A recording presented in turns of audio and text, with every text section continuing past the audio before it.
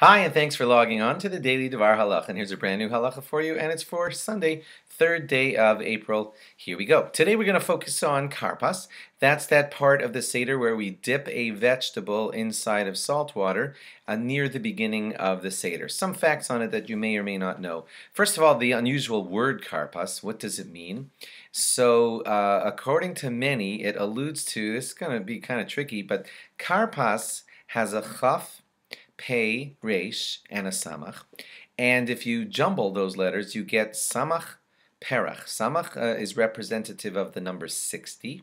That's how it works. Samach represents 60, which could represent the 60 myriads, the 60 10,000ers of people who had to work in Egypt. And that's the 60 myriad, so that's the samach.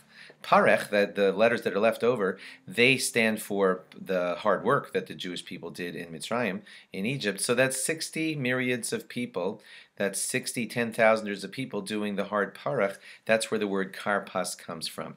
We dip it in salt water. All of you know that salt water is representative of the tears that the people cried when they did all that hard work, but also you may not know that it's also representative of the salty waters of the sea that they walked through when it was split as they departed Egypt. What kind of vegetables should you use for karpas? Well, some of the customs are parsley. Some say that celery is better. Some say that radish is even better than that.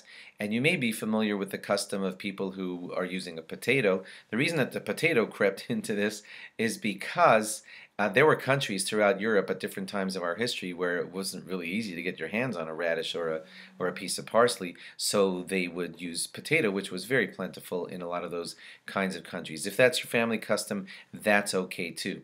All of us, when we do karpas, will only eat a small piece of it, and I'll tell you why.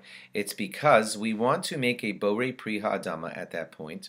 And we want to eat a small enough amount that it doesn't warrant a after bracha at the end of the eating. So we eat less than an olive size of the parsley or the potato or whatever.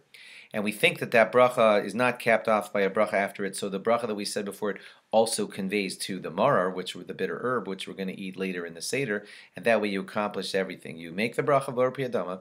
It counts for your parsley. And you think that it will also, you plan to have it work for your bitter herbs that you're going to eat also, and it does work for that, and you eat a small amount of it so that you don't have any question of needing to make a bracha after it. You certainly don't make a bracha after it. And right before you eat the karpas, you probably know, it's listed right there in the Seder, that you wash your hands. You don't make a bracha on that hand washing. That's just a customary one, and it makes the kids ask. All these things are to make the kids ask and to keep them fascinated by all the different things that we do on this night. And that's part of the giant theme of the Seder. Thanks for logging on. Log on again tomorrow for more. Bye-bye.